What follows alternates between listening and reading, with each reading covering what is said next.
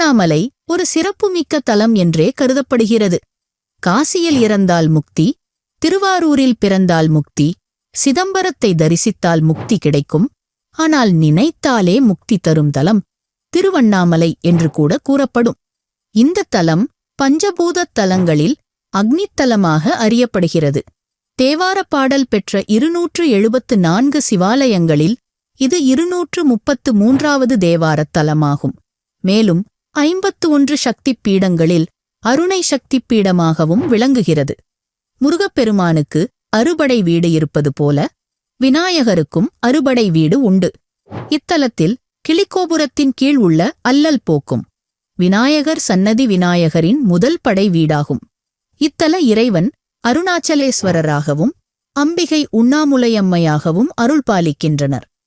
திருவண்ணாமலை அருணாச்சலேஸ்வரர் திருக்கோயில் பிரம்மாண்டமான 25 ஏக்கர் பரப்பளவில் அமைந்துள்ளது. கோயிலில் 9 கோபுரங்கள், 6 பிரகாரங்கள், 142 சன்னதிகள், 22 பிள்ளையார்கள், 306 மண்டபங்கள், 1000 தூண்கள் கொண்ட ஆயிரங்கால் மண்டபம் போன்ற அமைப்புகளுடன் சிவகங்கை தீர்த்தம், பிரம்ம தீர்த்தம் என்ற பெரிய குளங்களும் உள்ளன. ஆயிரங்கால் மண்டபத்தின் அடியில் அமைந்துள்ள பாதாள லிங்கம் ரமண மகரிஷி தவம் செய்த இடமாக சிறப்பு பெறுகிறது. பிரம்மாவும் விஷ்ணுவும் யார் உயர்ந்தவர் என வாதாடி சிவபெருமான் முன் ஜோதி வடிவில் தோன்றி, எனது அடிமுடியை கண்டுபிடித்தால் உங்களுக்கு பதவி அளிக்கப்படும் என சோதனை நடத்தினார். விஷ்ணு வராக அவதாரம் எடுத்து பூமிக்குள் சென்றும் காண முடியவில்லை என்று ஒப்புக்கொண்டார். பிரம்மா அன்னப்பறவையாக சிவபெருமான் முடியை தேடி சத்தியமாக பொய் கூறியதால் சிவபெருமான் கோபம் கொண்டு பிரம்மாவுக்கு பூமியில் கோயில் கிடையாது என்ற சாபம் அளித்தார். இதை நினைவு கூறும் விதமாக கார்த்திகை மாதத்தில் தீபம் ஏற்றி வழிபாடு நடத்தப்படுகிறது. திருவண்ணாமலை கார்த்திகை தீபத் திருவிழா மிகவும் பிரபலமானது. 10 நாட்கள் திருவிழா நடைபெறுகிறது. இறுதி நாளில் மலை உச்சியில் மகா தீபம் ஏற்றப்படும். இது 3 டன் பசுனை 1000 மீட்டர் திரி கொண்டு தயாரிக்கப்படுகிறது.